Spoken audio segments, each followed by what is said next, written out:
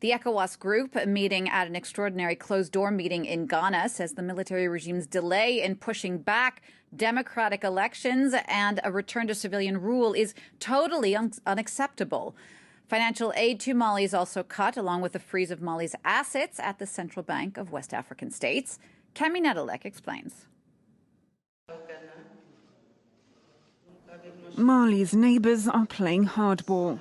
West Africa's main regional bloc will impose sweeping economic sanctions after the Economic Community of West African States met to decide whether to accept the junta's offer to hold elections in December 2025 and remain in power as a transitional military government in the meantime.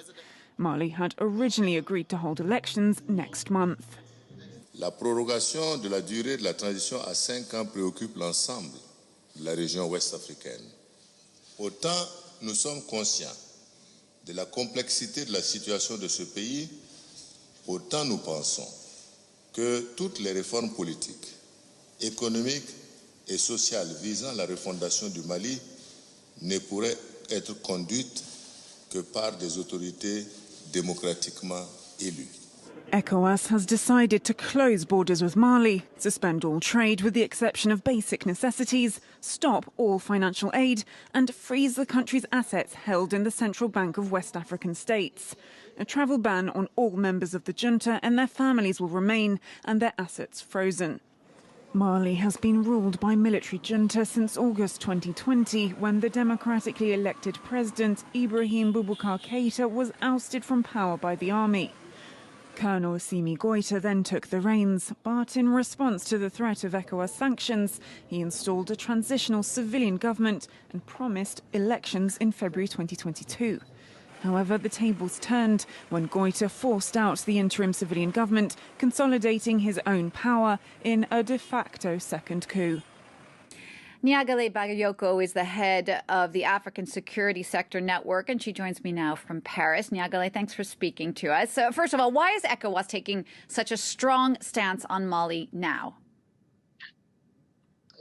Because it seems that Mali has got much beyond what was acceptable in the eyes of the regional organization, which is a proposal to hold elections in 6.5 years after the coup, which happened in August 2020.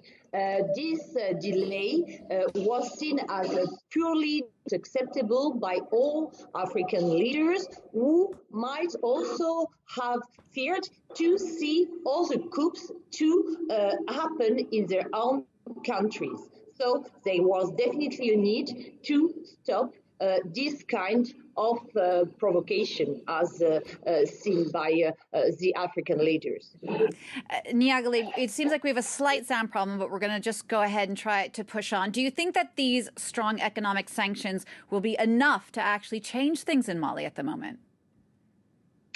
If you look at the reaction from Malian authorities, definitely yes. And also, if you look at the reaction from the population, Malian population themselves, because in fact, a first set of sanctions very similar to this one was already taken just after the coup which had ousted President Ibeka, and the population suffered a lot from those sanctions. So yes, definitely, they are likely to make a lot of harm, both to the government, to the state, to civil servants, and to the population at large.